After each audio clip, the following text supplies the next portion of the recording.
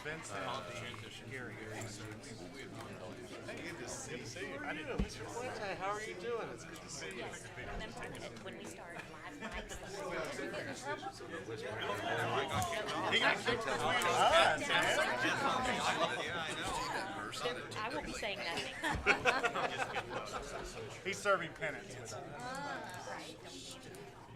Good morning. That's right. That's the motto I go by, Julie. Did you have fun I did. Good. Learned a bunch. Good. I was telling Eric, took 9 classes. I was taking notes. They good.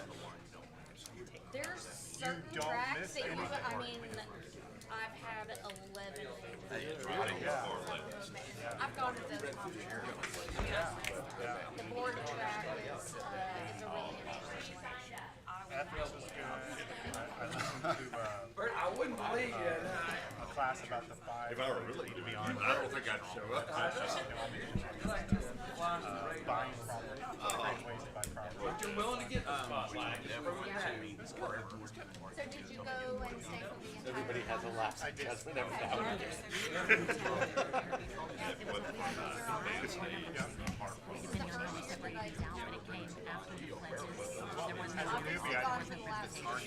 As a newbie, I wanted as much information as I could.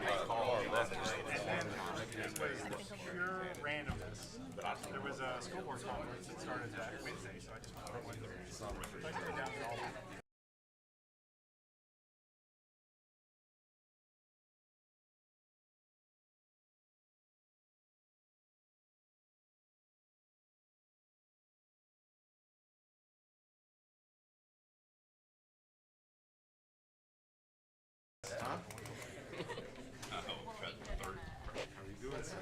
Oh, well, that too? Yes.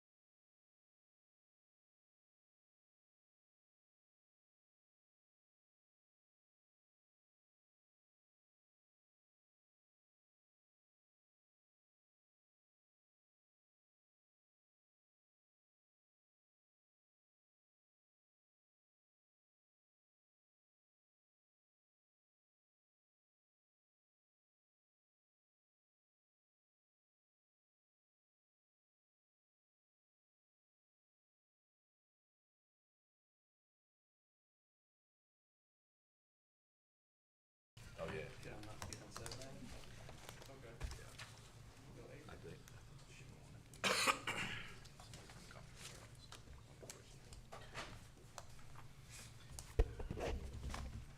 Well, good morning. Good early morning. Welcome to the TAD board meeting. I call this meeting to order. We have a full quorum of board members.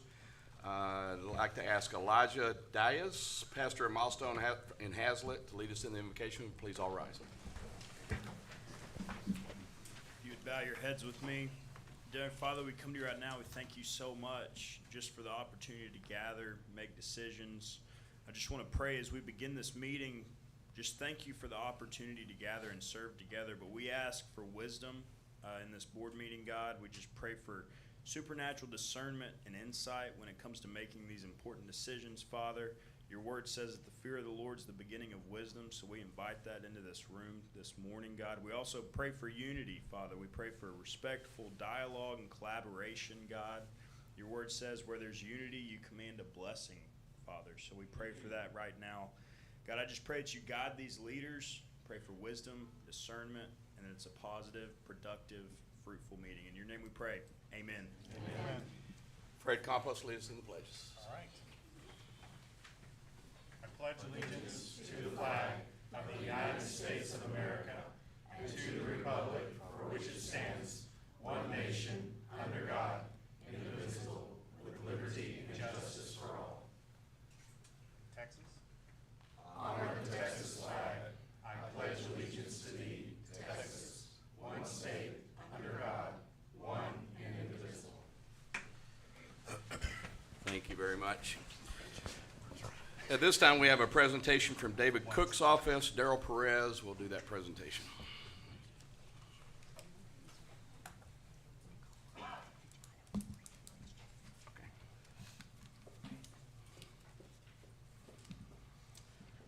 Good morning. My name is Daryl. I'm with the Office of State Representative David Cook for House District 96. And it's a privilege to be here today to recognize 4 outstanding individuals for their leadership, dedication, and service to Tarrant County.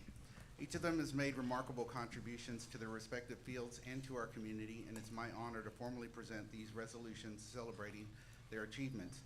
First, we recognize the Honorable Wendy Burgess for her exceptional service as Tarrant County Tax Assessor Collector.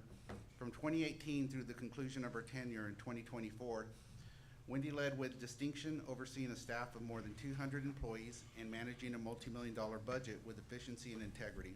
Her commitment to public service extends beyond her time in office. She has played a vital role in organizations like the Mansfield Area Chamber of Commerce and the Tarrant Appraisal District Board of Directors, and her leadership on the Mansfield City Council helped secure the city's first AAA bond rating. Wendy, your dedication to excellence has left a lasting impact, and we are truly grateful for your service. It is my honor to present you with this resolution in recognition of your contributions and with our best wishes for the future. Next, we'd recognize the Honorable Rick Barnes, who was elected to Tarrant County Tax Assessor Collector and took office January 1st, 2025. Rick's leadership in public service is well known from his time as Mayor Pro Tempore of Keller, where he worked to lower taxes and foster economic growth, to his service as chairman of the Tarrant County Republican Party, where he championed election integrity and helped expand voter participation. His experience in business, leadership, and public service makes him exceptionally well equipped for this role, and we congratulate him as he begins this new chapter. Rick, it's also my honor to present this resolution recognizing your election and extending you best wishes for your success. Also, we congratulate Fred Campos on his election to the Tarrant County District Board of Directors. Fred has long been dedicated to serving his community, from his work on the Hearst-Euless-Bedford ISD Board of Trustees to his active involvement in the HEB Chamber of Commerce. A lifelong resident of this area, Fred has also built a successful career in information technology, demonstrating both business acumen and a commitment to innovation. His expertise and service-minded leadership will be a great asset to the board, and we look forward to the positive impact he will make. Fred, it is my honor to present this resolution recognizing your election and extending our best wishes as you take on this important role. And finally, we recognize Michael Alfred, who has been selected to serve on the Tarrant Appraisal District Board of Directors. Highly accomplished attorney, Mike has built a distinguished career in business, construction, and healthcare law. As a Texas super lawyer and the founder of his own successful boutique law firm, Mike's expertise and leadership will be invaluable in this role. His deep commitment to his community, from coaching youth sports to serving on the leadership GCISD committee, reflects his dedication to making a difference. Mike, we congratulate you on your selection to the board, and it's my honor to present you with this resolution in recognition of your achievement and with our best wishes for a successful tenure.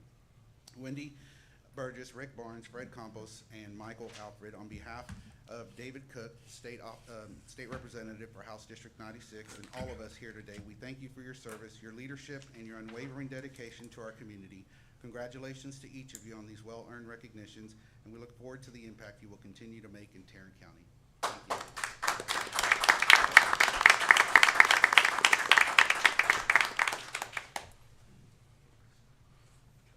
Wendy.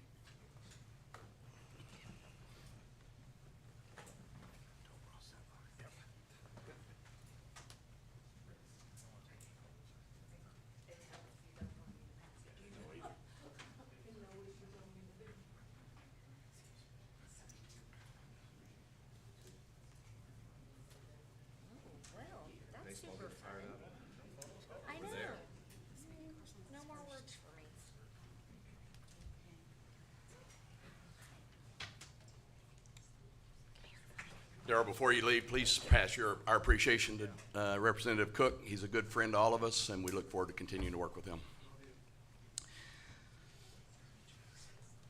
Thank you to everybody for being here. Please silence your phones for the duration of the meeting. You can get buzzed all you want, but just don't let them ring. I wanted to go through the agenda really quickly. One of the things that we did on the agenda, and I got emails about, many of us got emails about that, is how we're going to handle public comment. Those of you that are excited about how we're changing public comment, there's actually going to be more opportunities for you than you've ever had in this meeting to share public comment. But we failed to make that notation within the agenda itself, and so let me just explain to you how the agenda is set up for this meeting. As you look at your agenda, all the first stuff, 1 through 6, is our standard operations stuff. But then number 7, 7A, B, and C are information items from the chief appraiser and do not require any action from the board, so therefore no public comment. 8A, items 1, 2, 3, 4, 5, and 6 are under consent agenda and will be addressed as a group.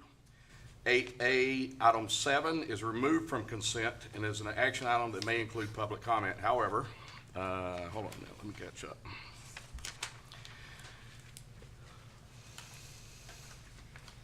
Yes, 8-7, okay.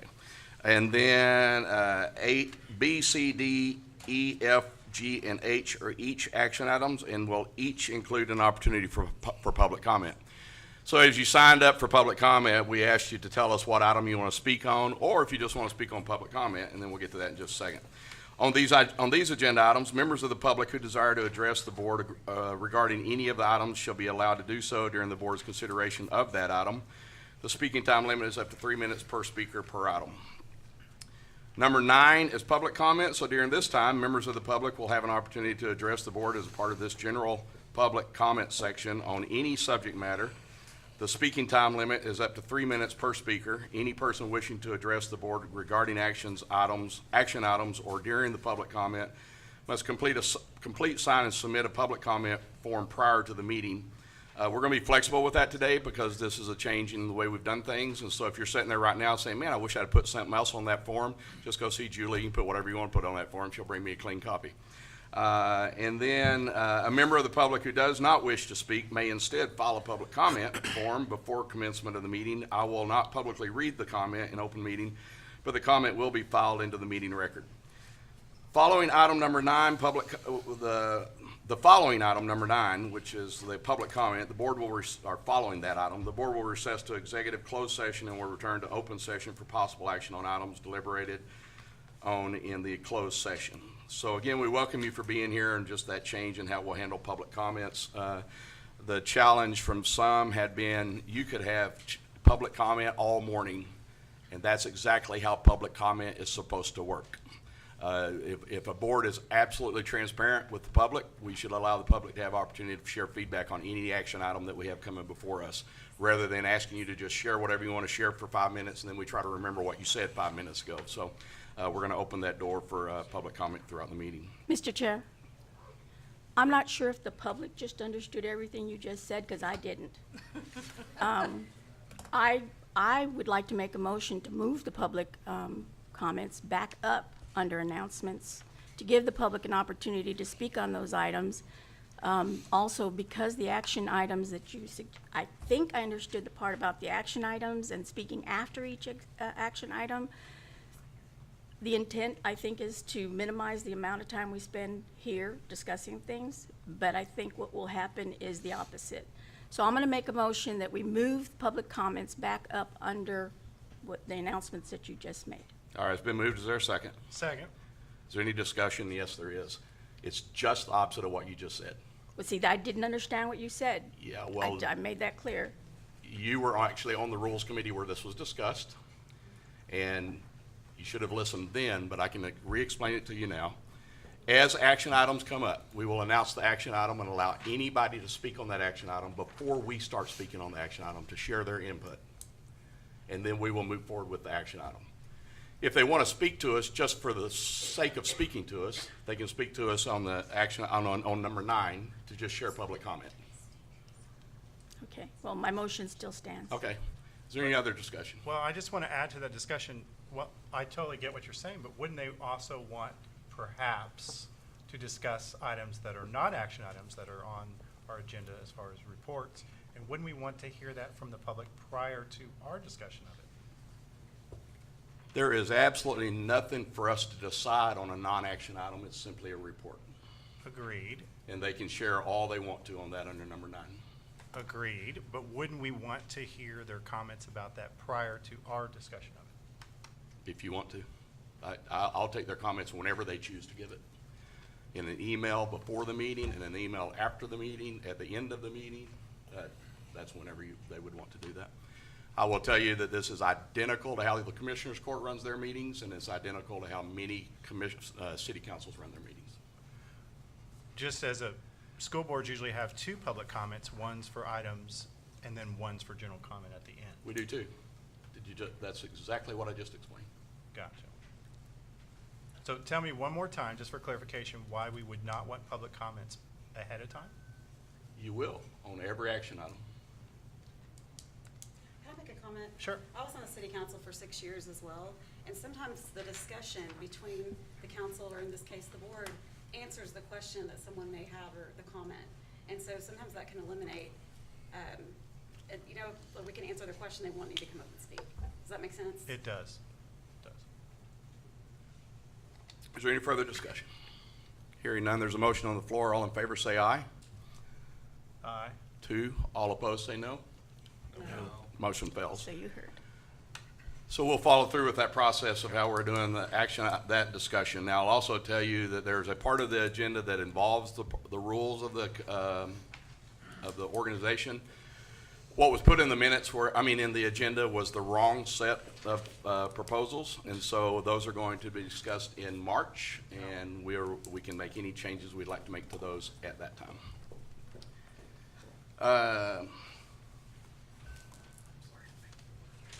So at this time, I call on Jodan Bobbitt, Chief Appraiser, for his report of action items, items under 7A and B. I believe the first is actually the taxpayer liaison, Dr. McIlvain. It's her report. That's right, that's right. Good morning, Chairman Barnes, distinguished AD board members, and our Chief Appraiser, Mr. Bobbitt. I'm Elizabeth McIlvain, the new Taxpayer Liaison Officer, and I'm working diligently to develop 3 aspects of what my responsibilities are developing to be. Those 3 aspects are inquiries, interventions, and resolutions. And as you can imagine, at this time of year, we're heavy on the inquiries side, a little lighter on the intervention, and certainly rather light on the resolution side. In this capacity, I'm refining leadership pathways, i.e. network capabilities and communication pathways that are extremely important.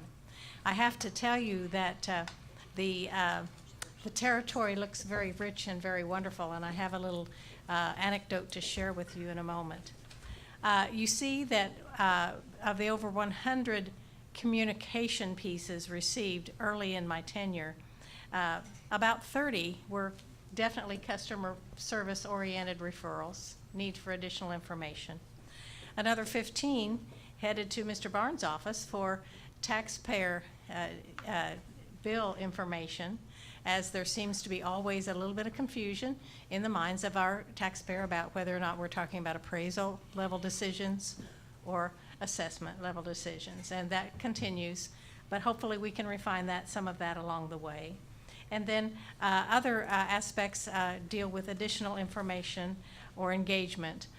Sometimes with phone referrals particularly, we're working with a little bit of a mixed bag of information. Some of the taxpayer referral information is still needed, and so we have to dig in and delve a little further, and that does affect the intervention stage. Again, we're working to refine a network that includes inquiries at the outset, intervention in the middle stage, and resolution, hopefully, is a final stage. I will tell you that one piece of communication referred very unequivocally to a complaint. This person was sure she had a complaint.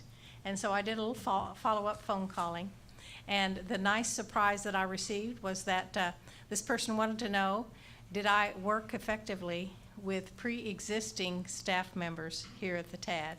She wanted to know if I knew this person and another person and another person. I said, well, yes, I just recently met their acquaintance, but yes, we were already working together. She said to me as a result of that conversation, well, if you're working with those individuals and you have a good working relationship with them, I don't have reason to make any complaint at all. I'm withdrawing the basis for that complaint because I know the staff members that you are interfacing with, and it sounds as though you are dedicated yourself to working effectively within that network. I'm withdrawing this complaint. Now, can I promise you that every situation will work out effectively like that? Absolutely not. But that's the kind of thing that you like to hear at the outset so that you know that you're working in very positive aspects of leadership all along the way. So I want to wish you well. We're working to refine a lot of our processes. I know certainly with Mr. Barnes' organization, we had kind of a wrong phone number, a wrong contact for a while, and we were driving a certain person kind of berserk with some referrals that weren't hers to have to deal with. We've corrected that now, Mr. Barnes. So we'll work effectively and continue to refine those networks. I appreciate your time and your support in listening to this and knowing that as I listen to communication, I'll be kind of compartmentalizing into inquiries, types of intervention responding, and certainly resolutions that would be appropriate for this person's concern. Thank you. Thank Any you. questions, comments? Thank you very much. Good to Thanks for see your everyone service. this morning. Thank you.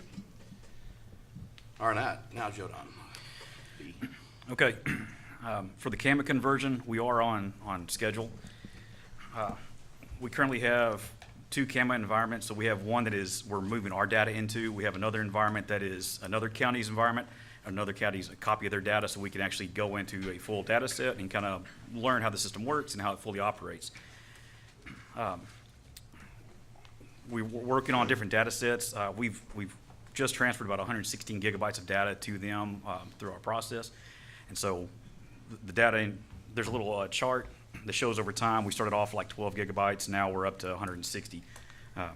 So we're rapidly moving into getting the data converted. I think we have 65% of the fields and the tables moved or converted that they can have access to and they can import.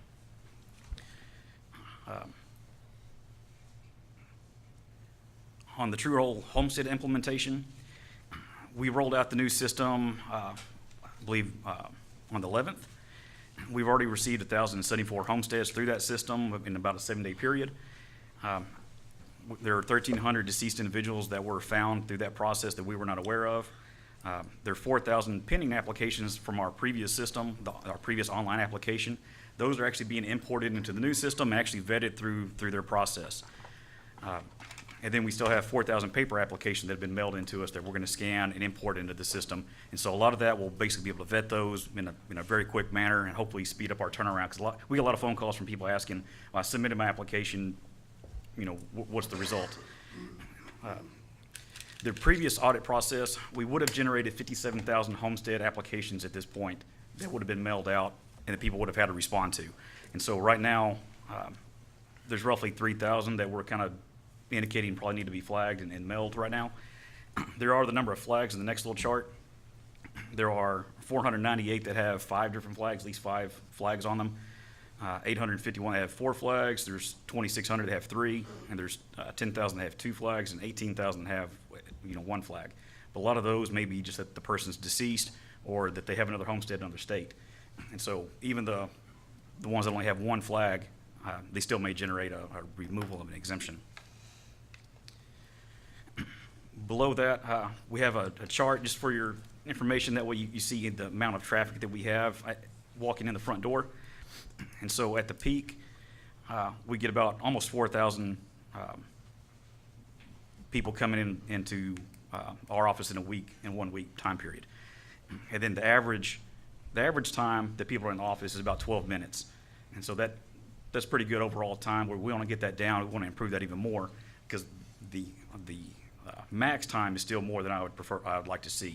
But that's overall is less than it has been. For technology update, we have been providing virtual private VPN training so the staff can connect remotely, whether they're in the field appraising houses, and we're also training them on multi-factor authentication, that way they can connect securely.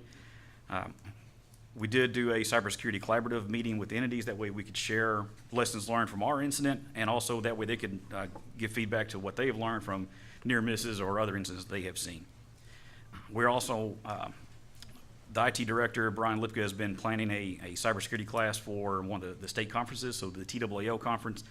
We just received approval.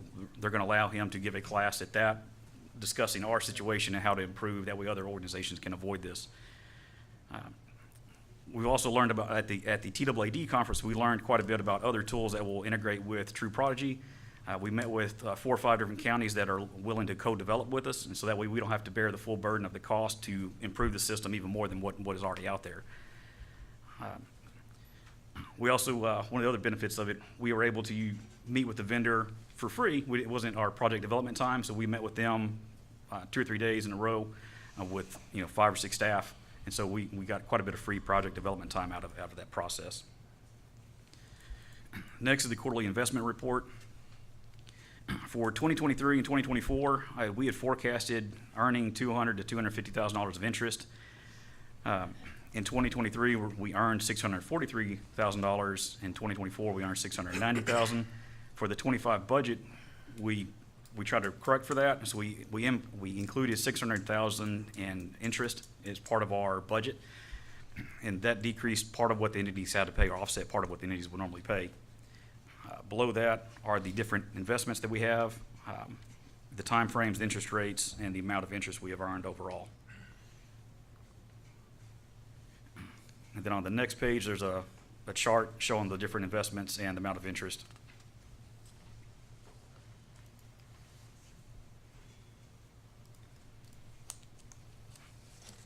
The next items, we've received now 4 resolutions from the entities.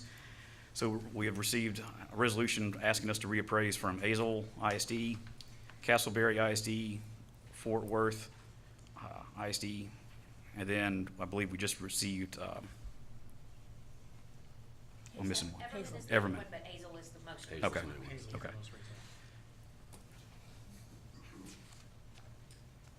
Is there a way to get on the screen what we see for the public to see? Let me work on that.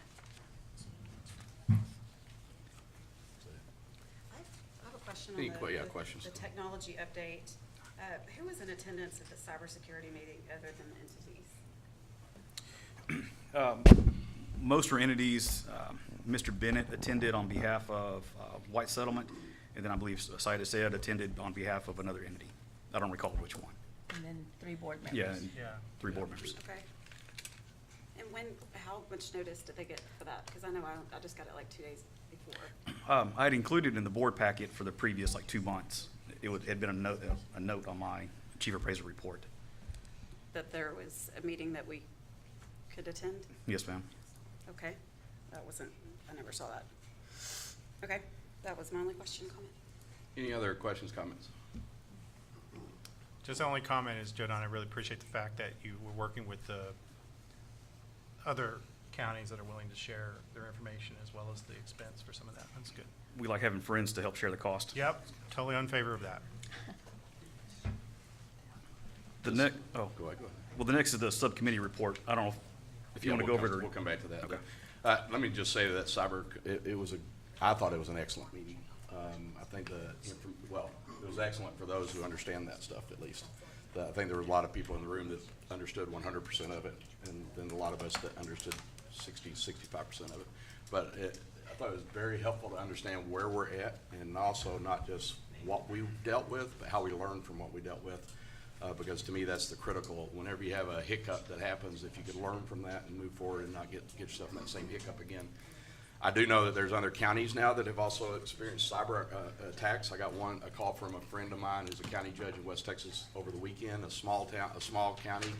but it's a issue out there. And so they knew we'd gone through it, and they called me for advice, and I said, my best advice is to call our people. So they may have been calling here, as well as our folks downtown, because it was actually a county attack there, not their appraisal district. So it was a good meeting, and we will probably be looking at, for the rest of the board members, looking at a time that group can present the exact same thing to us as a board, so that we have a better understanding of what happened and how we learned from it and how to move forward.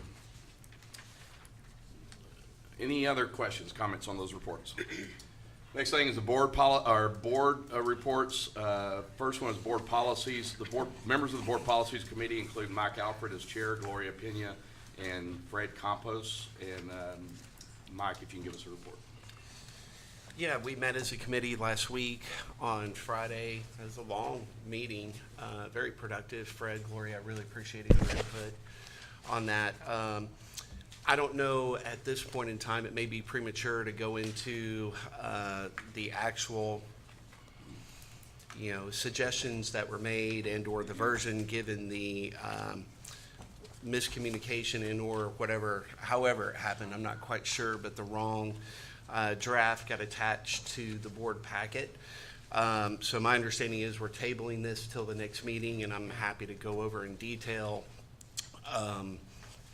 the suggestions that were made, and whenever we had the actual working draft before us, I think that'd be more beneficial to go through. I will say from my perspective, my goal in understanding that I've got a legal training and I've been a lawyer for 25 years, I went into this focusing on efficiency and clarity, and wherever there were statements or comments that weren't as clear as what I should be, then ambiguity creates problems. I tried to clear that up. And then if items were, I thought, more appropriate for more like a mission statement rather than good governance for the board, although a great intent to have, I did not think it would be appropriate for the actual board policy manual. So those were some of the perspectives that I brought to the committee, and then I'll be happy to talk about it at the next meeting when we actually have the correct version in front of us. Any questions, comments for Mike? Thank you, and we'll have that at our next meeting as part of that work session also as well. We'll talk about that a little later. Appraisal Review Board, members of the Appraisal Review Board include Matt Bryant, Chair, Eric Morris, Gloria Pena, and Wendy Burgess. Matt, report. Yeah, so the ARB committee had an immediate task, which is to go through the applications for the new members that are applying to be regular and auxiliary board members. And our end game is we've got a April 3rd training class that we've got to populate. And per a timely meeting that we had last week, we're in good position to move forward. Any questions, comments? IT committee, members of the IT committee include Alan Blaylock, Chair, Matt Bryant, Fred Campos, and George Dotson. Alan, you have a report? Sure. The IT subcommittee met this past Monday to review actually quite a bit. Our number one topic is the CAMA conversion. Our number two topic is our ongoing efforts to complete the activities we need to do from the previous cyber attack. And number three is just good IT policy, basically, we'll say. I think the committee was very engaged. I really thank Fred and Matt and George for their participation. Conversations went fairly deep, and we feel like the staff is on target for the CAMA conversion. We'll continue to monitor that as we go forward. We talked significantly about some of the proposed expenditures that we're looking at today, and I think the consensus of the committee was that we agree with them. And so that's kind of the report for now. Anything from anybody else? Or other members of that committee? Next committee is Budget and Finance Committee. Members of the Budget and Finance Committee include Kelly Rigney, Chair, Mike Alfred, Eric Morris, Alan Blaylock. Kelly. I have no news to report as our committee has not met at this time. All right, thank you. All right, any questions or comments to that? Just that's kind of kidding. At some point, we're gonna have fun in these meetings. It's coming. Number 8, action items. The consent agenda is items number 8A, 1, 2, 3, 4, 5, and 6, but we do have a public comment.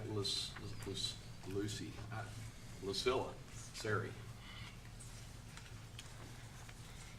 It's funny when you know somebody by a name and then they put a different name on their form. I don't know who that is. So, but welcome.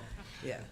Some people Luli, some people Lucila. But yeah, Lucila Right. Seri, I'm from Arlington.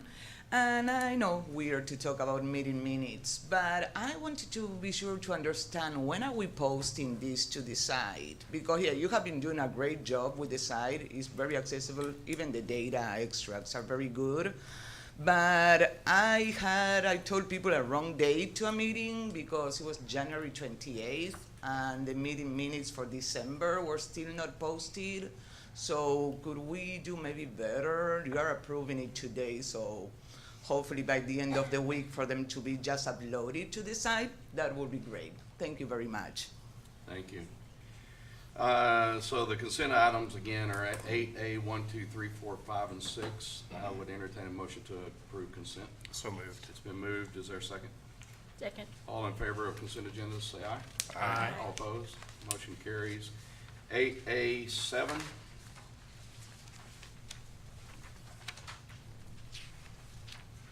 This is I pulled this from consent. This is to approve a draft response to Tarrant County Auditor regarding penalty and interest supporting documentation, and I'm gonna turn this over to Mr. Bobbitt. So we received a letter addressed to the Board of Directors asking for additional information to verify the validity of an invoice for penalty and interest for a late payment. And so I didn't want to make a response on behalf of the board without y'all having a chance to look at this. So what I've included is a draft response. There are 5 different attachments that are kind of explaining the actual numbers and the math behind it. And then also there's a report from the Method and Assistance Procedure Program, or program from the state comptroller, which kind of brought this to light. And so when the state came in to do their audit, they dinged us on that we weren't handling the penalty and interest properly. So that's what originally brought all this up back in like April of last year. So that's essentially what I have recommended, but if y'all want to change the language or remove some attachments or add something else, we're more than happy to do that. So just to repeat, the question came from the county to the board itself? Yes, sir. It was not addressed to the chief appraiser. Right. And so he's responding on our behalf, and so this is an opportunity for us to share feedback to that response before it is sent. Any comments from anybody up and down the dais? Well, I know last year there were several that got waivers that didn't request a waiver. I don't see any of that reflected on page 32 right here. I know you started at third quarter. Is there a reason you started at the third quarter? I think that was because prior to that was when we discovered, under Vince as the chair, that they were not being brought to us. Yeah. They were being waived without the board's knowledge. And so that's why it became an issue to bring it back to the board. And so the items he probably addressed were the ones where they were questioning why we were not giving the waivers anymore. But the board was unaware of the waivers. Well, I understand that, but I remember in this discussion a few meetings ago, or whenever this happened, there were several people before that happened that were given waivers that did not even request waivers. Yes, they were inappropriately given waivers. So we Right. do have another spreadsheet that we could provide that includes the think previous that year would of be all important to do of it. that. So Yep. we can include that. Okay. You good? Is there anything? So I think the important thing is in our past discussions were that the way that it works is the board makes the decision to waive it, not the staff. And prior to us finding out staff was doing it without board approval, then we made the change. And the impetus for all of this was the board taking over those responsibilities. And so here we are today, and the board is now making those changes and following statute and following the law. So you know, when you start following statute and following law and following due dates and enforcing the rules and the policies, then people start having to pay penalties. Which end up being the taxpayers, unfortunately, in this case. And they get it back. Let me share a couple of thoughts, because I now work at the county. I've had lots of conversations with the county in relation to this, but it wasn't just the county. It was lots of other organizations, lots of other entities as well. And the county's concern is there was absolutely no, I totally agree with enforcing the rules. That's not the issue. The county keeps records for 24 years, and for 24 years, they've been late with this payment. Yes. They may have been And late with this others. payment for 75 years, for all we know. They just keep records for 24. I don't know about the other entities that have been late, but I'm assuming they're probably in a similar position, because what it's relating to is a payment that's due for September by October the 1st, which is when their fiscal year turns over, and there's a point in time in there where checks aren't being written. And those of you that were on the board at the time probably heard all of this. I was not on the board, so it's not a decision I was a part of. I would have probably argued that we need to tell them we are going to be following the rules moving forward. However, for 24 years, you've been allowed to not follow the rules, and so to suddenly stick it on you, it's kind of like an employee of yours showing up late for work every single day of the year, and then right before their employment review, you tell them, hey, all those days you've been late, we're going to ding you for that now, starting next week. And I just think it was probably an unfair position to take with the entities that we serve. And then, never mind the fact that the money that they're having to spend is actually coming out of our pockets, because it's taxpayer money. It's not like, it doesn't matter to me what bureaucrats may think about it. We don't have our money. It is taxpayer money everybody in this room is dealing with. And so I would have had a bigger conversation with us at that point. What I do think we're missing in our response is that honesty, is that for however many years it was allowed to happen, and then we got a new chief appraiser that wants to actually follow the rules, despite what the prior chief appraiser may have been doing, and brought it to the board for approval, and now here we are. And so I think that honesty needs to be put in the response. The other thing that's not in the response is that it asked for let me go back to her letter. Her letter under number 1A asked for a comprehensive list of waivers granted by the TAD Board of Directors. I'm not sure that and this may be just a lack of, not a lack of anything, a misinterpretation from one person to the next because of the way you could interpret that differently. I think they're asking for not just this year, but a comprehensive list. Like, how many waivers have been given in the past on this? And I think that we owe that answer back to say, yes, this has been going on for years. And now all of a sudden we're going to change the game plan. Not at all concerned about the fact that we're changing our approach, because I think we ought to follow the process, and I think we ought to share that with the entities that that's what we're going to be doing moving forward. But I think we need a more thorough answer to this question. A related question is, for me now, after the fact, is what was the total amount of fines that came in, or fines, I'll call it that. And is that on here somewhere in this 1 year? Chairman Barnes? Yes.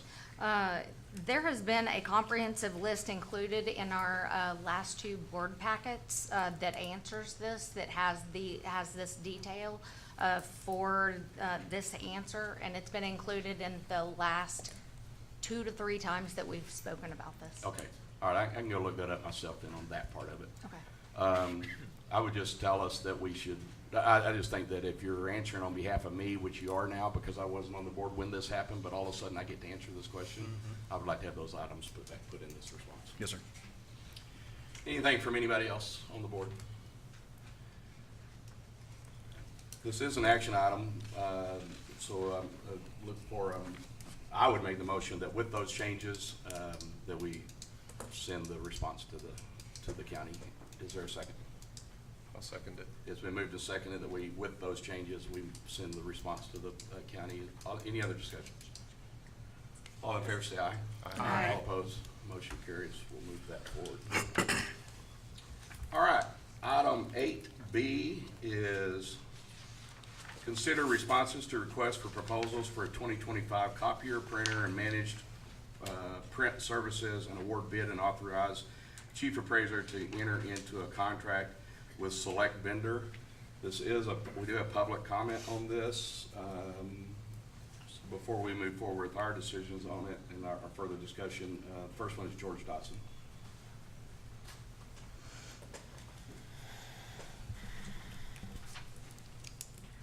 Good morning. I'm George Dodson. I'm from Colleyville, and actually, I'm going to only show up here one time, but the focus on printers. I've heard the background. We discussed it a little bit in the committee, but it's really critical that that this be done because of the actual mess of the printer situation. And I won't say more, that'll be discussed. The other things I just want to, while I'm up here, say I strongly support the cabling, which is item C, if I can just go ahead and do that and I won't show up here anymore. The cabling throughout the building is just what's the best way, rat's nest is my explanation. I understand that if you happen to plug into a different plug on the wall, you may end up, blowing the computer apart or whatever. So it definitely needs to be done and be brought up to date. The disaster recovery and backup solution, I've been discussing this here for 5 years. As I understand, the backup solution that we tried didn't work well, but this one we sure hope does. The server migration, needing more servers, the need to expand the professional services to get more help. This is so critical to TAD to be able to be up to production with the new system and provide better support for every taxpayer. And finally, spending more for cybersecurity, that goes without further discussion that we've experienced multiple cybersecurity situations here, and I appreciate everything that the board is doing, and certainly appreciate Joe Don, his work and his team's work, and the coordination and asking for help has been great, and I really appreciate it. Thank you very much. Thank you. Next to speak, Vince Puente. Welcome back. Thanks, sir. It's interesting to be on this side of the podium. First of all, thank y'all for your service. I understand totally what you get up here, and I hope the audience realize, for the most part, these are volunteer members, and they are doing their community duty by serving here. On this item, I'm going to bore you with an introduction of our company, but there's a reason for that. SOS is a second-generation family-owned business serving Tarrant County for the past 61 years. Vince and Buddy Puente are owners of SOS and are lifetime Tarrant County residents. SOS and the Puente family are highly engaged and invested throughout the Tarrant County, and SOS's reputation for exceptional document technology support is well known. Now, I shared that with you because if you look at your 8A action item, in the paragraph it describes about the third sentence. The goal is to reduce the type and kind of printers to one model of large multifunction printers and one model of desktop printers that is serviced by a local vendor. And if you go on down to the next paragraph about the middle, the top purchase vendor is Southwest Office Systems. I want to also say, while I'm talking, that this was an excellent RFP. Of all the RFPs we've engaged in, very few times does the client or the prospective client react to the questions submitted, and they were very good about that. What I want to point out to you is on your chart you're provided, and that there's two options here. One was to price it by lease, and one was to price it by purchase. Lease is common in our industry. Our industry loves to push leases. Leases benefit the vendors and the leasing companies, and I think other than budgeting, it's not a benefit to the client. And I've said that when I was on the board as well. If you look at the lease amounts, which is item I, that's 1 year lease cost. It's a 4-year contract, so you need to multiply it times 4. And essentially, based on what you've got presented to you, leasing is twice as high as what's presented to you there as a cash purchase. And again, I've been consistent in that. There is no doubt that a cash purchase is much more efficient. Again, since it's an RFP, the client can also go back to the vendor for a best and final offer. So there's also room for negotiations there as well, because it's not a firm quote, it's an RFP, so it gives you latitude in that. So I would ask for your serious consideration of the taxpayer dollars, and that a cash transaction would be much more beneficial to the taxpayer and to this entity as far as operational costs go over the total period of the life of the equipment. And of course, at the end of the life of the equipment, there's no purchase option, you already own it, and you can decide whether at that point in time you want to continue to service that product at a lower cost or go out on bid once again. So please consider that, and please consider the award to Southwest Office Systems. Thank you very much. Thank you. There's no more speakers on this. I'd entertain a motion to close the public hearing on this topic. I move to close. It's been moved to close. There a second? Second. All in favor of closing the public hearing? Aye. Motion carries. Joe Don, any other feedback on this one? The background is our average printer age is about 2007, and so we're looking to replace all of these. We have a wide variety of different printer models. We have to warehouse quite a bit of different kinds of toner. We run out of toner, like we just can't get it a lot of times. And so we're looking to replace this. We did narrow down to basically 3 vendors. Southwest Office was the highest score on the purchase. Novatech was the highest score on the lease. And then there's another company, Datamax, that's just based on the least cost for a lease. Like it was the cheapest, it didn't score as high because it's out of county. But there are different options like Mr. Puente was bringing up. There are considerations whether we lease or purchase.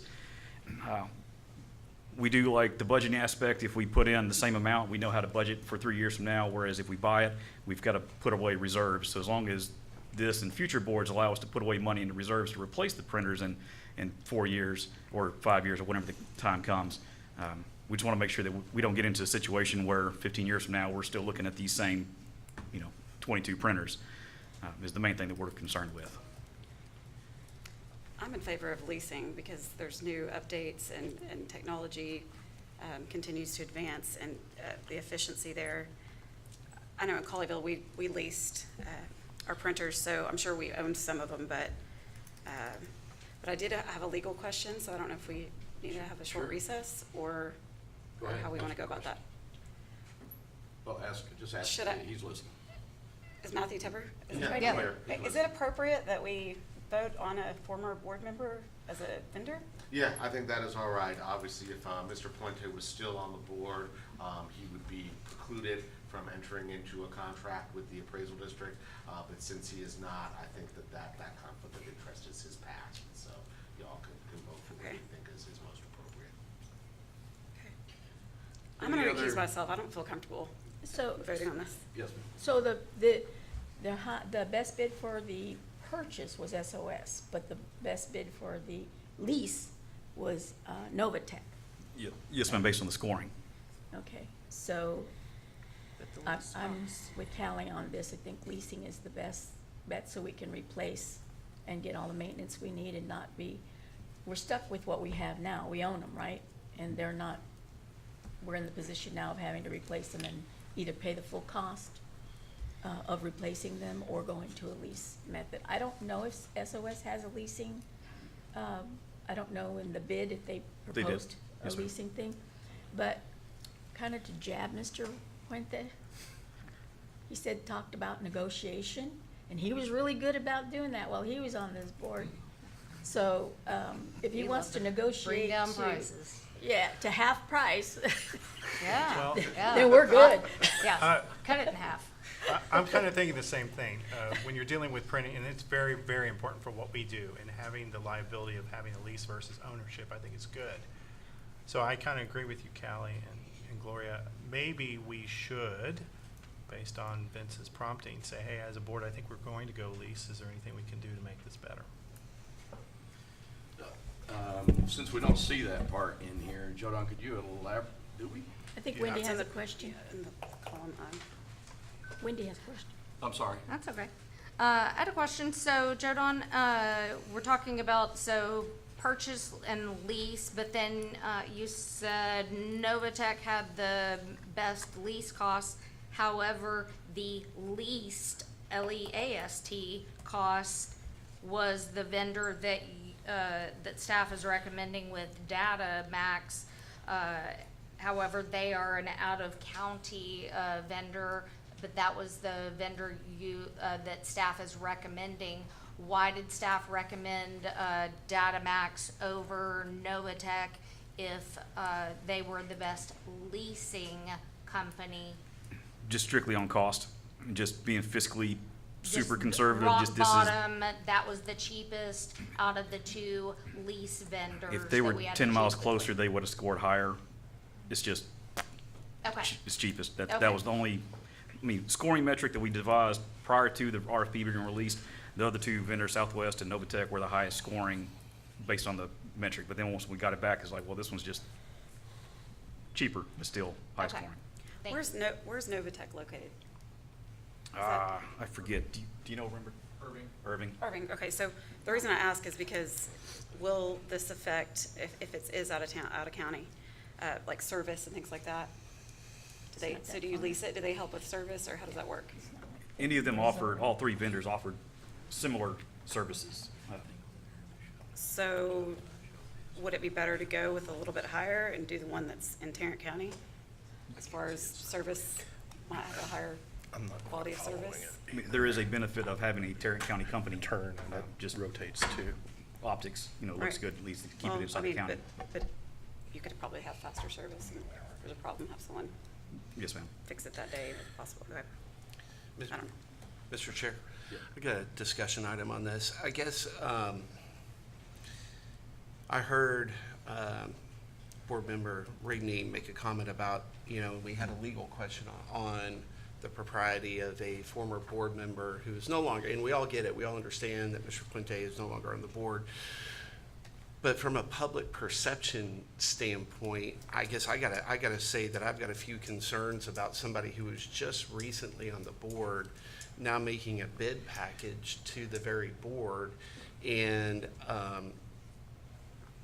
I just want to make sure that we do nothing to jeopardize the trust that the public has with that type of a situation arising. And while the bright line, maybe it's fine, there are things that we all encounter every day that maybe even give an appearance of something, even though nothing is wrong, nothing is being done inappropriately.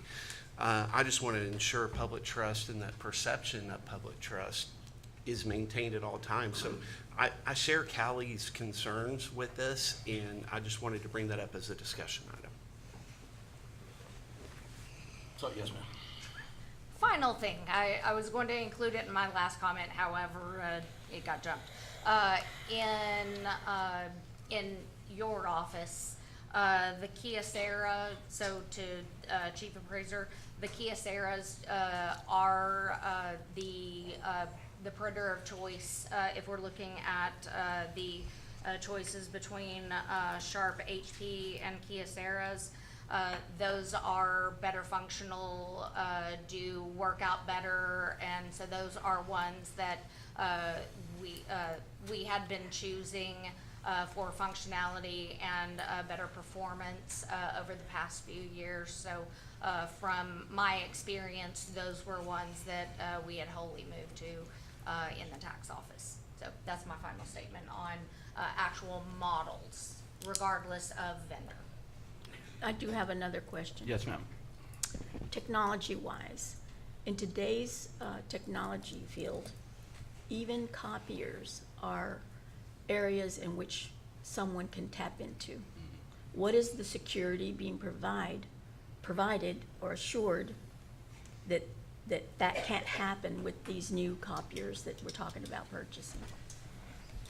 I'll probably leave that to Brian, because I would assume most of that would be our network security more so than the device itself. You want to come up there?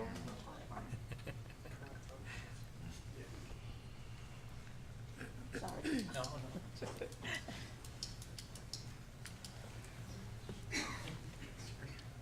Brian, for the purpose of people who are watching, just introduce yourself. Yes, my name is Brian Lipka. I'm the ITIS Director for Terran Appraisal. Ma'am, so you were asking the kind of the security of that. Well, so that's twofold. Primarily, we keep it secure because we keep the building and the other systems secure. So we use our existing security measures to do levels of that. Additionally, the vendors provide levels of software updates and things to the printers themselves that will patch and correct any vulnerabilities.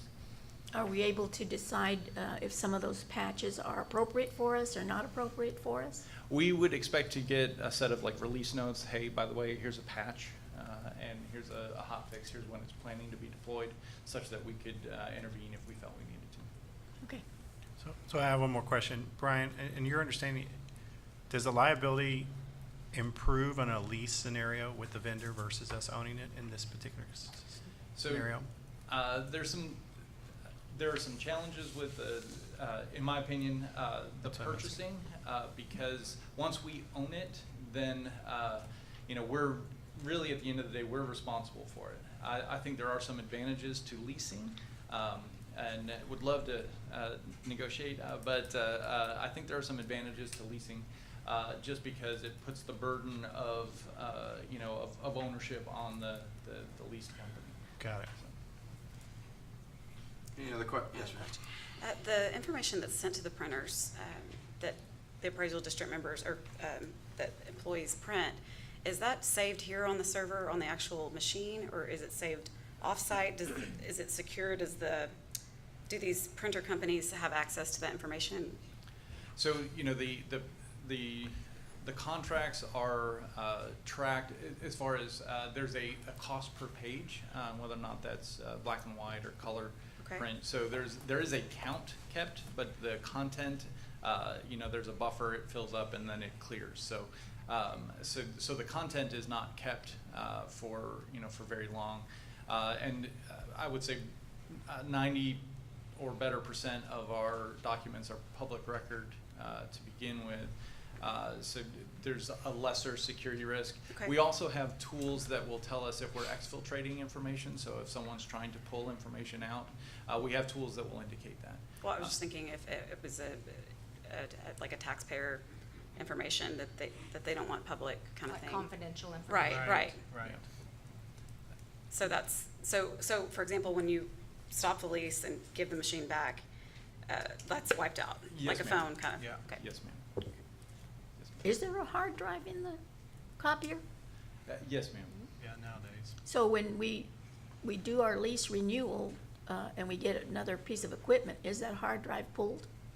They will be cleaned and wiped. Yeah. Pulled, I think, is up to the vendor, but they will be staged and wiped before being returned back. Any other questions for him? Yes. If the board would be willing to entertain a Wave motion. like this, because I'm like a windy twice. I'm down here. Go ahead, but go ahead. So, and I look at a number of these bids and, the high score in certain categories. It seems like the deterministic factor is actually price for those that are close to us. We have a vendor that's indicated that there's a negotiation possible. So I would motion that we give staff the ability to agree to a contract after negotiation with any and all vendors that's highest scored, not to exceed the $47,000 mark. It's been moved that we give staff the opportunity to shop this for a price no more than $47,000. Is there a second? Well, a clarifying question, you're obviously going with the lease thought process, correct? Correct. I just want, with Lease that at clarification, then I 47. second, correct. So it's been moved in second. Someone wants to sell them to us for that price? Fair enough, but I just wanted to give clarification for it. They probably do have them, but they're in that back closet where they. Yeah, I don't give know if them we'd away. want them at that. I'm personally only comfortable with going between the Datamax and the Novatech, only because I feel like there's a conflict. Let me in that. clarify, This is so. nothing personal. just- Where's Datamax located? Whoever said that. Irving. Irving? Irving, and where is Novatech located? I'm sorry, Novatech is in Irving. Right. Datamax, I think, is in Tarrant County. Tarrant Oh, County. good. yes. Okay. Oh, okay. Oh, it is in Tarrant County The then. thing I was gonna add to it is in the same way that some are concerned about an immediate past board member, I like to spend taxpayer money in Tarrant County taxes. Right. Yeah, no, So- I agree. So the lowest bid is in The Tarrant County lowest then? bid is a Tarrant County. Okay, so someone said that they weren't in Tarrant County. Datamax is not Tarrant County. I don't forget which town, but it's not Tarrant. Coppell, Texas. Coppell. Capel. Capel. Capel. Well, Not Tarrant County. Tomato, tomato. Well, it's closer, I So we guess. do have a motion on the floor. Is there any further discussion on that motion? It's a motion that the staff can choose whichever vendor. On a lease up to $47,000. Negotiate to enter into a contract up to. 27,000 on a lease. Like I said, I'm not comfortable giving that free rein, but so I don't know if I need to recuse myself or amend the motion. Could make a Just need to friendly vote. Just vote amendment against it. to, between these two. Or it's still gonna come back before us before we decide, correct? No, if we're giving him, What I thought him. that Oh, was okay, our you're right, decision. you're right, you're right, Let's go okay. ahead and move forward. Okay, I'll just vote against it. That's fine. I don't want to come Do y'all want us complicate. to negotiate and bring it back in March and give y'all the final negotiated? Or do we just wanna go with it? What impact will that have on service provided? If I may, so one of our objectives of trying to get this pushed in earlier is that our busy season starts in end of March, April, through, through July. So we'd like to be able to move forward with this quickly. I get it. So could I amend his motion, just including between Datamax and Novatech. Novatech? Is that an amendment? a Yes, friendly amendment. like if So somebody wants it's to an second amendment that. to the motion to limit it between Datamax and Novatech. Is there a second to that amendment? I second that. Locke needs to accept the friendly amendment offered. That's Mr. Well, I wanna Long's see how motion, this which has goes. been Will, seconded. will he? Would there be a Is there a substitute? second to that amendment? Ms. Rigby Yes. has Okay. offered a friendly There amendment. is a second to the amendment. Is any discussions to that Matthew? amendment? I You need to speak would up. prefer us not making a exclusionary comment for a particular vendor based on a past relationship that doesn't exist now. From a legal perspective, I don't, you can answer better probably, either Mr. Tupper or Mr. Matthew? Alfred. How, is it appropriate? I mean, there's optics, but is it appropriate? It's just my gut feeling, but if I have a second, isn't it appropriate that we vote? Well, that's what Sure. he's gonna Well, do. then we had an About that. opportunity to We've had a comment, and that's discussion what I've item done. here. I mean, look, It is not a Wait, violation. One person at a time here. Go ahead. It is not a violation of either the tax code or the general conflict of interest laws that exist in the state of Texas. You know, if there's optics and things like that that the board wants to consider, that's a decision for the board. But from a purely legal standpoint, there is not a prohibition against entering into a contract with a company that a former board member has an ownership interest. There are places in the tax code where it does put conflicts that go on into the future, can't have done something within 3 years or 5 years or 7 years, but these types of conflicts are not covered by that. Once he came off the board, he's at least legally permissible to enter into a contract with the appraisal district. Okay, one at a time, comments to this amendment. may I comment? Yes. There's a difference between can you and should you. And again, I think from a perception standpoint, maybe one of the things that from an issue spotting that just came up today, we ought to entertain as a board is a grandfather clause for anybody that has served on the board or within the district and have just a cooling off period for a certain period of time before entering into government or public contracts with the entity. I will tell you, I'm in favor of the amendment because for that reason, it's nothing personal. It wouldn't matter if it's this individual or any one of us in the same or similar situation. I would have a problem with it from a public perception standpoint because any competing company is going to think that there are natural advantages by somebody who just left this position and then is out there in a competitive bidding process. So that's my say on the matter, and that's why I support the amendment. Any other discussion on the amendment? All in favor of the amendment only, we'll come back to the main motion. All in favor of the amendment, say aye. Aye. Wait, okay. All in favor of the amendment, please raise your hand. 1, 2, 3, all opposed? Okay, so the motion fails. Back to the main motion, which was to allow the, restate your main motion. Allow staff to continue negotiation and proceed with the highest scoring, not to exceed $47,000 for a lease option. For a lease, yeah. Is there any further discussion on that motion? Seeing none, all in favor say aye. Aye. Aye. All opposed? Motion carries. Motion carries I didn't vote for it. 8-1 with 1 abstention. 7-1 with 1 abstention. Do your math. All right, thank you. Thank you. All right, 8C is consider responses to requests for proposals for 2025 network cabling service and award bid and authorize chief appraiser to enter into a contract with select vendor, Mr. Butler. We originally looked at a DIR contract estate director. DIR is the Director of Information Resources, which is basically the state's IT contracting arm. And so we originally looked at some vendors through there, but the original bid was like $300,000, which is about 6 times what we had internally estimated. So we went out for RFP. We received 1 response on the second time we submitted the RFP for $154,000. And so our recommendation is to go with the 1 bidder that is cheaper than the state contract. This is open for public comment, but we have nobody asked to speak to it, but even though George called them rat holes. I have been warned in this building, be careful plugging anything in. So just whatever sidebar that matters to. Right. Any questions, comments? Looking both ways to see if there's anything. I will move approval of 8C. Second. There's a second. Any further discussion? All in favor say aye. Aye. Motion carries.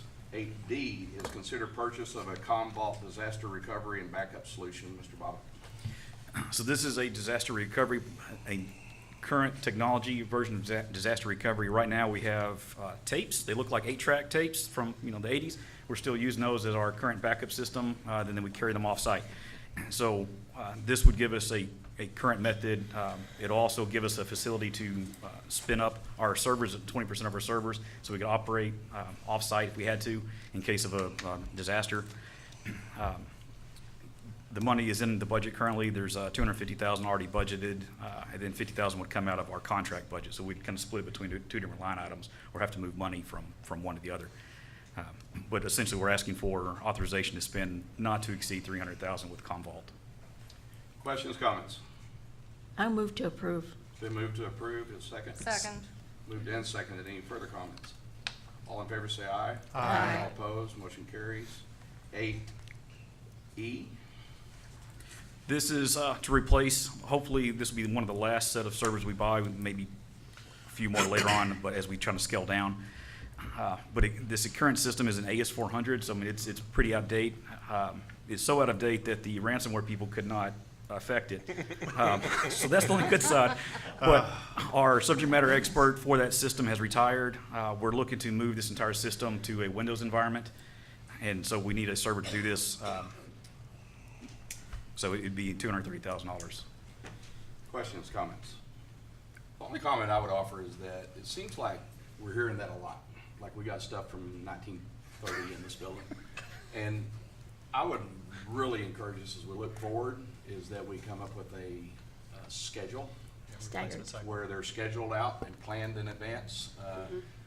I remember when I was new to a city council, they told us about a building that they built a beautiful building, but they didn't put anything in it for replacement of air conditioners, lights, any of that kind of stuff. And I'm like, well, who thought that through? So I think in the past, we must not have thought this stuff through, and I think we need to get better at that for us, for the taxpayers, for safety, for security, everything. So that would be my only comment on this one. It's, did we have a motion on this one already? Well, I have a question. Is the $230,000 in the budget for this Yes. item? It was, I think we had designated to come out of the CAMA fund, Okay, okay. if that sounds correct. Yeah. I'll make a motion if somebody hadn't already. I'll move to authorize chief appraiser to purchase servers not to exceed $230,000. It's been moved that we approve item 8D not to exceed $230,000. Is there a second? Second. Any discussion? All in favor say aye. Aye. All opposed? Motion carries. 8F. We've been using Improving Enterprises as an IT vendor consultant. A lot of what we're getting into with this new technology, we're exceeding our current capabilities and training with our staff. And so when we get stuck on an issue, we can reach out to them. They help us get past the issue, and so we can get experts in different fields. Instead of hiring one guy that's an expert in one particular subject, we can get with them, maybe borrow a guy for a week, and then go get a different expert for something else in a different field. And we used them quite a bit last year, and we exceeded our 50,000.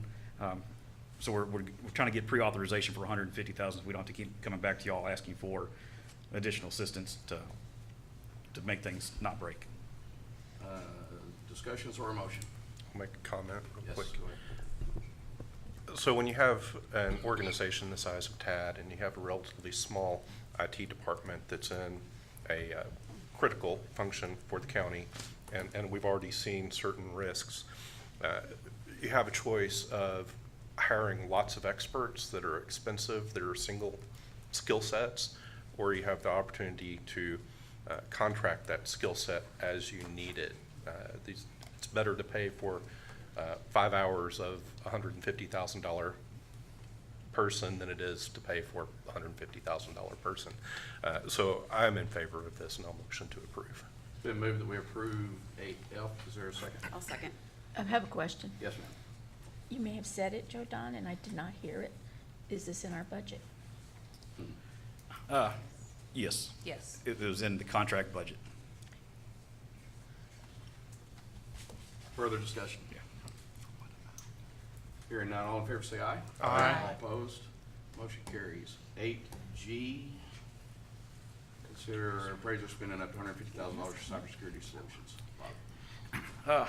So this is with a firm that helps us with cybersecurity. We're intentionally not mentioning the names because we don't want to create a cybersecurity problem. So, but they help us monitor endpoint management, intrusion detection, multi-factor authentication, email filtering. And so they're looking at a lot of different functions that are high risk, and they're keeping it all in one area where they can monitor multiple avenues of attack. That way they can provide better insight to us to avoid another situation. This is a budget in the 2020-25 budget. Catching on to our questions. Yes, sir. I have a question. Go ahead, sure. After spending all this money, I think we're gonna need a balance of what we have left and everything at some point in time, because we have just authorized an extensive amount of money and movement of a lot of funds. So at some point, I think we need to have something that shows us what our status is. We can do that. Okay.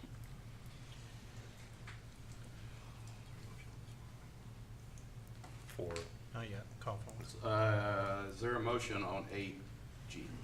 I'll make a motion to authorize the chief appraiser to spend up to $150,000 with Improving Enterprises for professional services for technical, what? Previous one. I think it's the previous Oh, one. whoops. Next one. Which one am I? 8G. G? G. Go to- Sorry. Cybersecurity Is this one? Yes, ma'am. Okay, sorry. Authorize the chief appraiser to spend up to $150,000 for cybersecurity solutions. Sorry about that. Second. It's been moved second. Any further discussion? Hearing none. Oh, sorry. I just want to make one comment related to several questions we've had today. I asked for a fiscal note to be attached to every action item, that we vote, and so please remember that, because we shouldn't have to ask where the money's coming from or whether it's budgeted or not every single item. Yes, We sir. should already know. Yeah, that's a good point. I like Clarification that. who the second was? Second. Thank you. Further discussion? All in favor say aye. Aye. All opposed? Motion carries. 8H, we're actually moving that entire topic to the March meeting. However, two of you asked to speak to this topic, so that you can choose to come here next time or not choose to come here next time. I'm gonna allow you to speak on this right now. Is Denise Linsky, is that, okay. I couldn't tell if you said that's one too, so go ahead. And welcome. Hi. for letting me comment. Can y'all hear me okay? Yes. Yes, I'm assuming that proposing the time of the meeting of the Board of Directors, that's what I would like to comment on. Okay, go ahead. Yes, I live in Arlington, almost to Mansfield, and to come up here at night, it's better for me to come in the morning. I guess I just feel safer, I'm more alert. And I did write down a little poem. Y'all probably are familiar with it. Early to bed and early to rise makes a man healthy, wealthy, and wise. Look no further than the 45th and 47th president for a reflection of this rhyme. Thank you very much. Thank you. Next to speak, Chandler Crouch. We didn't have the timer go off. I don't know who's responsible for the timer. We don't need it. We need it for Chandler. It's running right now. Oh, no. Well, I do want to say thank you for the adjustments to the public comments. It was a concern, and I really appreciate that. And my time is going. So I got several questions this past month about letters that Chief Appraiser sent out to different entities. Y'all touched on it, and the report by the Chief Appraiser, the resolutions there. And so I just wanted to give my take on this because people were asking for clarification. So the Chief Appraiser sent out a letter to different entities. Forgive me if it's a little different than what I'm going to state here, but it was basically just saying, hey, dear entity, your numbers don't look real great, so if you'd like us to reappraise, go ahead and pass a resolution and tell us to reappraise. Fair enough? So this is all resulting from what I would expect to be some changes in the board's manual here coming up, which says, again, just oversimplification, if your numbers aren't looking good, then, or we're not going to reappraise for a period of time, years, a couple years. And unless your numbers look bad, and then if your numbers look bad, then we'll take it under consideration. And so I just want to mention, we're at this point because the appraisal district, specifically TAD, but a lot of appraisal districts, were accustomed to abusing and really treating taxpayers like dirt. And there have been some significant changes in this organization. Tons of people don't work here anymore. Tons of policy changes. We're in a much, much better spot. Part of the changes was a legislative change that brought about elected board members, and these guys were elected with the mandate that they ran on, which was we're going to not appraise for 3 years and cap values at 5%. On first glance on this, I didn't tell you at the time because yeah, we're running, and I thought just be friendly. I thought it's impossible and illegal. Don't know how you're gonna do it. To your credit, you figured out how to get pretty darn close to it, and the taxpayers are like, thank you, somebody's fighting on our behalf. Then we find out that can have, it can hurt school districts. So now we're in some kind of middle ground. And so now I just want to say, you can characterize the letters as, hey, bravo to the board, standing up for what you ran on, you're fighting for the taxpayers, and now we're giving you the option, we're not going to reappraise. You could also look at it like, hey, we don't want to make the decision to reappraise even though we think it should, so we're going to punt and give it to the other organization. And so I'm just kind of clarifying this. I think if the board manual was tweaked just a bit to give the entities a little bit more reassurance that they will be reappraised if the numbers look bad enough, it doesn't have to come under consideration. Go ahead and set that threshold. Then we won't have so much public attention. It won't be something, y'all are already hired to do appraisals.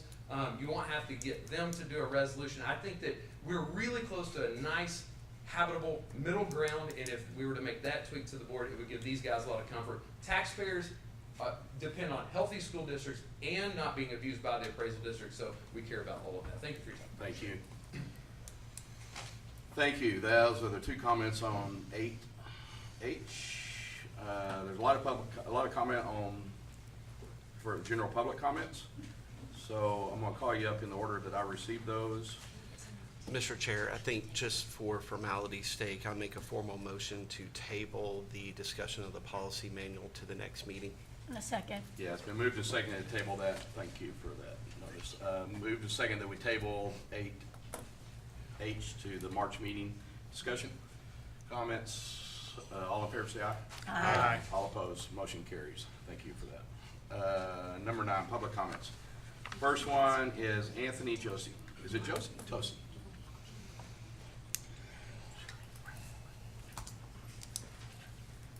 Sorry, my foot was falling asleep back there.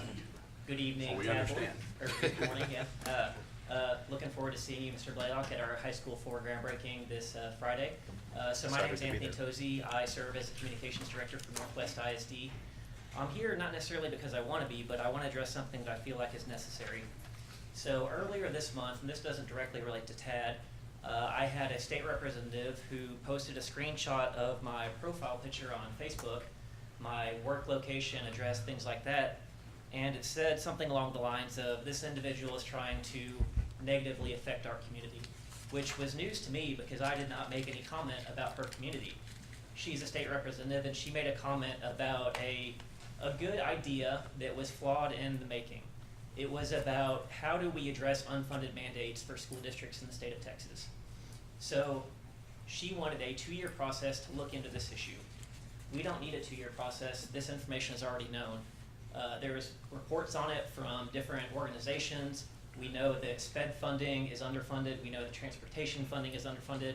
We know that things like early childhood is underfunded. There's lots of things we already know. So I made a comment that, hey, I appreciate your effort, but let's just go ahead and address those. Let's not wait another 2 years to look into the funding for public schools. So it was surprising to me that she made that comment because, again, I didn't say anything about her community. I just said, hey, let's move forward. Let's address the funding for public schools. So it was inappropriate, in my opinion, that she took that route. Traditionally, when you post a photo of someone, I have no standing in her community. I have no standing at the state level. That's used to harass and intimidate people. I've had it happen before. I've gotten threats happening before from things like that. Last school year, we had a teacher who someone posted her photo and incorrect information about her. She received dozens of death threats, and I had to work with the FBI during spring break last year because she got so many of those. So this is not new for school districts. What I was surprised by, that there was a member of the TAD board, and we don't need to go into who made a comment that said he popped up on my Facebook page arguing against our reappraisal plan, which voters overwhelmingly supported. He's looking out for the ISD administration building and special interests, not the community and children's well-being. So regardless of our difference on the reappraisal plan, I do have an issue with someone, an elected position, saying that I am not looking out for the community and children's well-being. So in my role, in the role of anyone in the school district, we're there to look out for the children's well-being. Doesn't matter if we disagree on policy issues or things like that. I don't think that's a type of comment that an elected official should make about someone working for a school district. It's just not appropriate. If it is, you can always reach out to me. So I emailed the board and that individual just asking, like, hey, what's the nature of this response? And I was told it was ridiculous that I was asking, and that if I wanted, we could meet to discuss my grievances and my behavior. So I don't agree that there was anything wrong with my behavior in asking this elected official, the state representative, to address school funding. That's your time. Thank you. Thanks. Renee Smith Faulkman.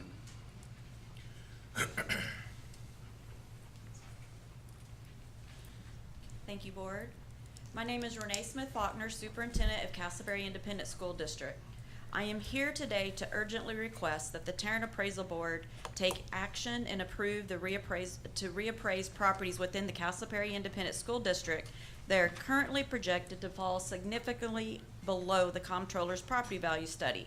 Because without these reappraisals, our district will face an immediate and severe loss of funding without any grace period for budgetary adjustments, as our district's fiscal year actually begins July 1st.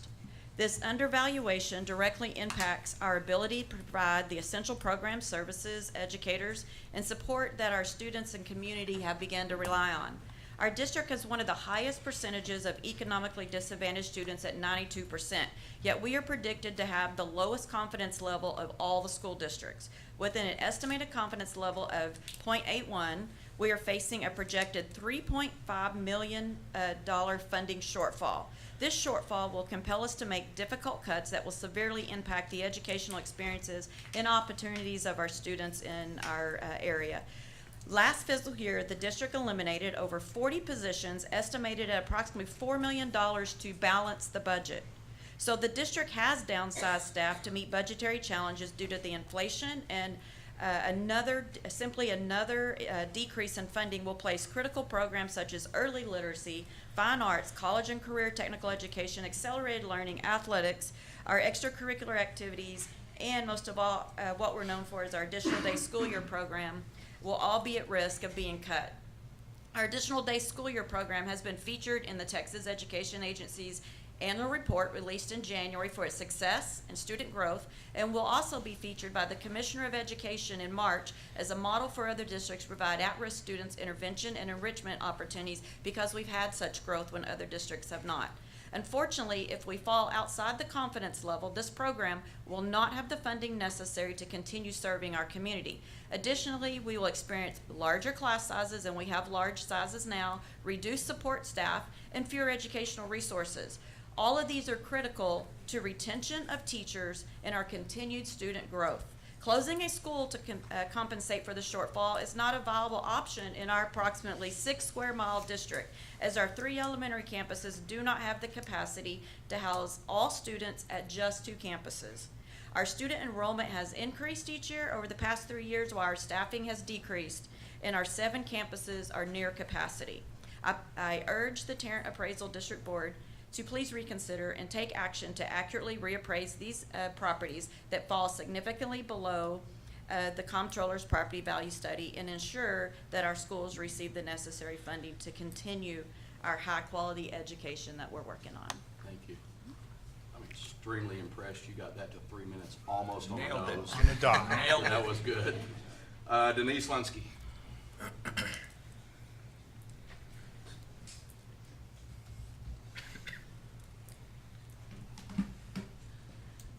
Yes. As I stated before, I live in Arlington, Texas, Mansfield ISD. I know our district didn't request to have properties or homes reappraised every year. And I would just hope y'all would stick with that and not reappraise this year. Thank you very much. Thank you. Tracy Goldman.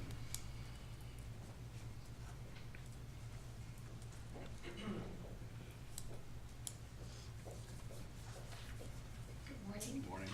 Thank you for having us here today. My name is Tracy Gallman. I'm a resident of River Oaks, Texas, a little oasis surrounded by Fort Worth in Tarrant County. I'm also a trustee of the Castleberry ISD Board of Education. I want to continue to express our appreciation for the efforts of the Tarrant Appraisal District to ensure accurate property value assessments. So thank you. As a school district, we understand the importance of aligning with state standards. I'm usually on that side, so this side's really kind of nerve-wracking, isn't it? So I'll start. So as a school district, we understand the importance of aligning with the state standards to maintain confidence in our ability to accurately set our budget based on properly assessed property values. Therefore, we urge TAD to continue working towards aligning its property value estimates with the state's estimates within the required 5% margin. This is crucial for maintaining confidence in our tax system and avoiding potential consequences, such as loss of state funding, as Ms. Renee Smith Faulkner was talking about, increased scrutiny from the state, and a decrease in credibility with our community. We also want to emphasize the importance of considering our unique needs as a school district. As you just heard, our budget is already responsibly trimmed, and we are concerned that changes to the appraisal process could impact our ability to provide essential academic services to our students and community. We request that TAD continue to take the following into consideration: the potential impact of changes to the appraisal process, and the need to balance accuracy and property value assessments, and the importance of maintaining transparency and communication with our school district throughout this process. We believe that by working together, who this man so ably said a while ago, I just wanted to say ditto to him. We believe that by working together, we can find solutions that meet the needs of both TAD and Castleberry ISD. We look forward to continuing to collaborate with you to ensure that our tax system is fair, accurate, and responsive to the needs of our community. Thank you so much, and thank you for your volunteerism and for your working smart for all this. Thank you. Carmen Arnieta Candelaria. Please tell me I pulled that off. Good morning. Good morning. Carmen Arieta Candelaria, I'm the CFO. You should practice You never that. had a chance. I'll work on it. Thank You were so very much. close. Very, very close. Again, Carmen Arieta Candelaria, I'm the Chief Financial Officer for Fort Worth ISD. Thank you so much for allowing me the opportunity to speak before you today. I'm going to take a little bit of a little bit different take, and just to follow up on with the superintendent from Castleberry and the board member. But I want to talk to you a little bit about the mechanics and about how state funding works with regards to school district.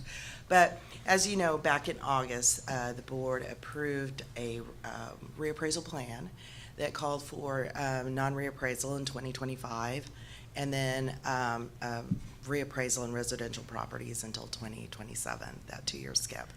And so what happened at that time is we did raise concern. We did pass a resolution at that time expressing our concern. I should say the board adopted a resolution, raised concerns at that time. So we've been working since that time with the chief appraiser, really monitoring the numbers and trying to take the same approach that you all did, which is a wait and see and see how the numbers were going to play out. And so we were notified by the chief appraiser that we were going to fall outside the window, the tolerance window, and so we again raised a concern at that time. My understanding is that this board requested a resolution from our board requesting that reappraisal, and that the item was going to be placed on this agenda today. So we took a resolution to the board, and the board did pass that resolution that requesting a reappraisal. So once again, we are here requesting that reappraisal. Now, we understand that meeting has been moved to March 12th, and we will certainly be ready to lend any additional information to you. But the heart of the matter is this, that when we fail that property value study, and that the state utilizes a higher property value study than the TAD, we lose state funding.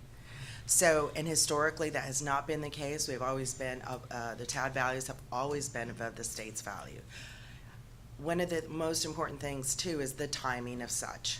Back in 2019, when the law changed to use from prior year values to current year values, now we're in the middle of a fiscal year and we cannot pivot. So, for example, if the state had come back and we had matched local values, say we failed the property study, we were within grace, we would have had to use local values, we would have lost $26 million in state funding. If we had been 5% above the TAD value, if the PTAD had been 5%, it would have been $51 million. That's the heart of the matter. That's what we're here to help to communicate with you how we can better address any concerns that you may have with regards to this. But we will lose state funding, not local funding, but state funding if we do not get a reappraisal and we fail the property value study. Thank you. Thank you so much. Appreciate your time. Lily Sherry. Hello. Normally I go by Lucila. Luli is only the people I like. You're okay, Rick. So again, Lucila Seri, Arlington, Texas, and I want to talk about this reappraisal. First of all, I'm very disappointed that you contact the taxing entities requesting them to submit a resolution to be reappraised. That is a little shady, I would say, because you guys like pointing each other's. There's always somebody else's fault. I go to Arlington and complain, it's not us, it's that. I come to you, it's not us, it's the taxing entities. The Texas law says that you guys can appraise us, should appraise us at least once every 3 years. So how come appraising every other year is such an issue that the sky is falling? If the controller's numbers do not add up, have you taken it to the controller? Why is he estimating a constant growth in a state and inflating numbers when he should be more conservative, more considering that Glenn Hagar is a Republican, in theory, because we have many rhinos. So I highly encourage you to keep the plan as it is. We fought a lot to get this plan as it is. Everybody in Texas and in the country is tying their belts. The economy is not good. So maybe these taxing entities need to trim some more. All of them said, they made emphasis on accurate appraisals. We don't have accurate appraisals. How many complaints did we had last year? How much did the price between the appraised price and the actual resulting in the people that complain? How many people did not complain because the process is too hard? So you spend this year perfecting your appraisal process. Let the taxing entity figure out how to be more frugal, that they have beautiful business. I tell you, buildings.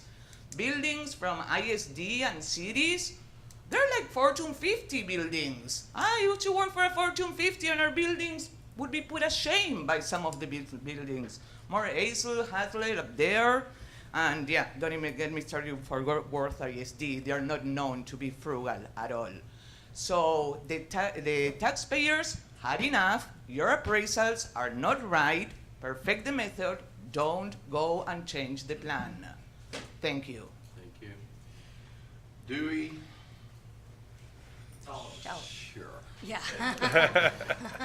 I'm not even trying anymore. I got broke. Welcome. Encountered it my whole life. Good morning. My name is Dewey Tolliver, and I'm a proud product, and I proudly serve as the board president for Castleberry ISD. I'm going to skip a lot of what I was going to say because it's been said already. Obviously, the property values are not where we are hoping they would be. And our fund and our funding that we have set aside has been eaten away, excuse me, number one, by us funding a middle school within the past few years out of our general fund, because we were under the assumption that things would move as is. State legislatures have changed, state legislatures have changed the way we have to do business. And so our general fund and our funding is low, and the appraisal values are not where we needed them to be. That's why we 6-0'd a amendment that you have in your board packet. And so I'm just kind of winging this. We ask that you take action to reappraise the properties. Our schools are the heart of our small community. This is a major reason why families choose to move in our area, is our schools. Without adequate funding, we threaten the quality of education that attracts these families. If we cannot provide a stable and thriving educational environment for our kids, there will be little incentive for the outside world to invest in Tarrant County, which in turn affects the entire region's growth and success. We are calling on the Tarrant Appraisal District to act in the best interest of our students and our shared future. You must ensure that property appraisals align with the true market value to protect the educational opportunities for the children of Castleberry ISD. Excuse me. This is not just a matter of finances. It's about the future of Tarrant County and the families that depend on us to provide quality education. And I've got 30 seconds. Thank you for your attention. We remain committed to working collaboratively with the Tarrant Appraisal District, our community, our stakeholders, to find a solution that will secure the resources necessary for our students to succeed. Thank you. Thank you. Penny Story.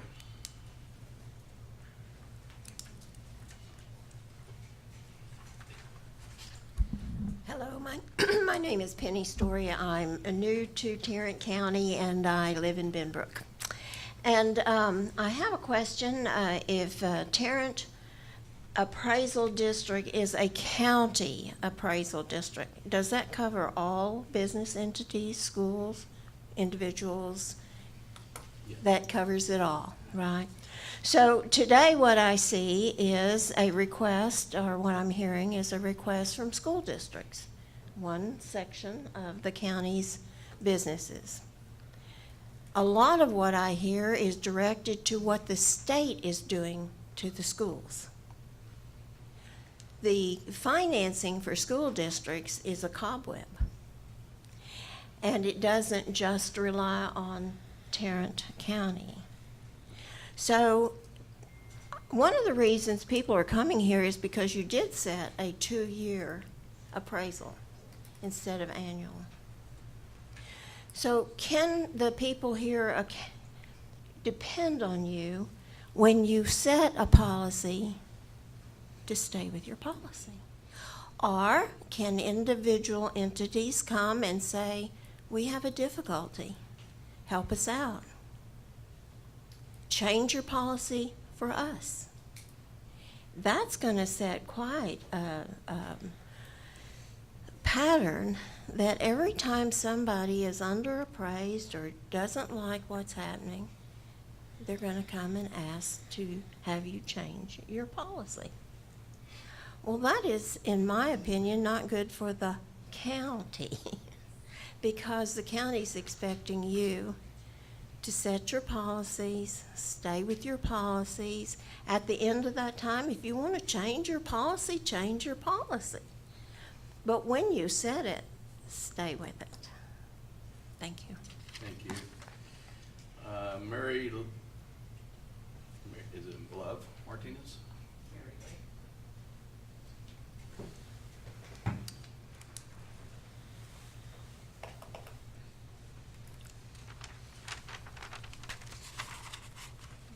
Good morning, everyone.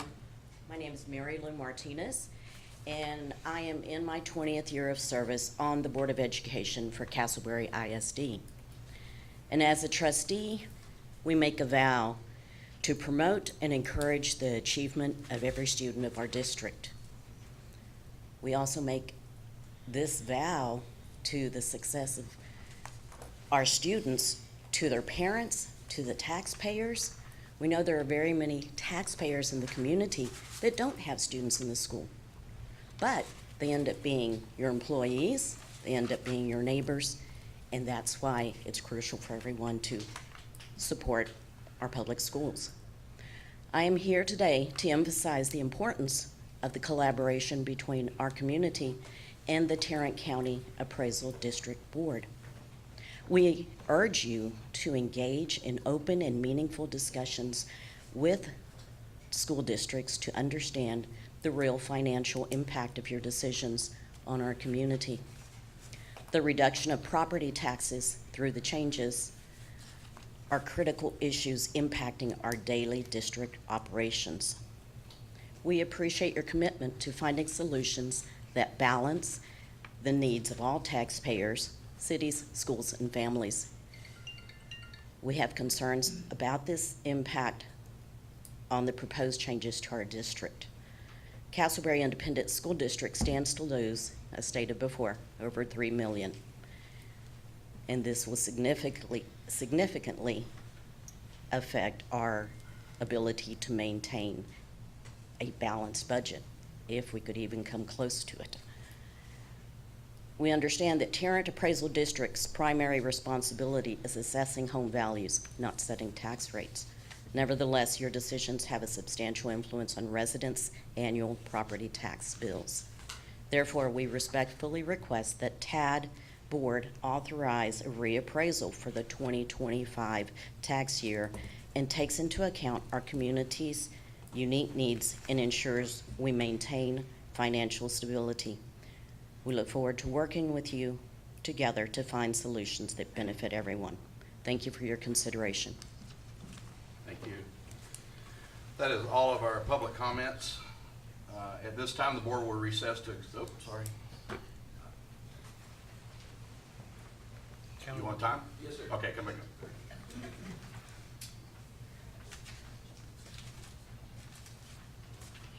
Get the clock ready. Sorry, I amended my speaker card a couple of times there, I'm throwing all sorts of confusion into the mix.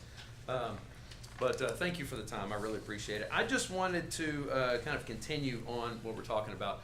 I don't want to see the baby get thrown out with the bathwater. We've got a state representative, Representative Turner, just filed a bill to affect this very issue, which would basically take care of the seeming conflict in the tax code. One where it says that the appraisal district can reappraise once every 3 years, and one area where it looks like you have to appraise every year. So the reason that's on the that bill has been filed, and we don't know if it's going to get passed or not. We don't know how far it's going to get. But the reason that happened and the reason these guys are here is because there is a real concern that the school districts have. And as a taxpayer, I represent everybody here. Y'all have to think about the appraisal district. They have to think about the schools. But all I care about is like the taxpayer. So we've got one on one side, the other on the other side. They're two parts of the same body. We are part of the governing system that affects taxpayers here in Tarrant County. I don't want to see either one get hurt real bad. These guys are in a real bad spot. The basic allotment has stayed the same since 2019. This is the mechanism that the state uses to control how much money they get to mess with. Ms. Sari was talking about how those schools are really nice, and she's not wrong on that. Well, that's a different fund altogether. That doesn't pay for the operations side of it. So there's a real big problem. We've got inflation's increasing. These guys are having to think about shutting down schools and doing all sorts of things, and they're in a position of pain. Something's got to be done. Now, we look at, well, how do we work together? All we've got to do to help these guys accomplish the security that they need is to change one policy in that board manual that guarantees if they're out of compliance, they'll get reappraised. The end. They stay home, bills aren't being filed. You guys get to be able to do that every other year appraisal or work within an area where they're not going to throw the baby out with the bathwater. We'll be able to give them that comfort and keep all the progress that we've had. My biggest concern of this whole thing is the pendulum's going to swing back the other way. It's going to be swinging way too hard. We don't want to see that. We want to see their concerns get taken care of and taxpayers ultimately benefit more than anybody. There's another, I got 30 seconds, I'm going to juice it. Here we go.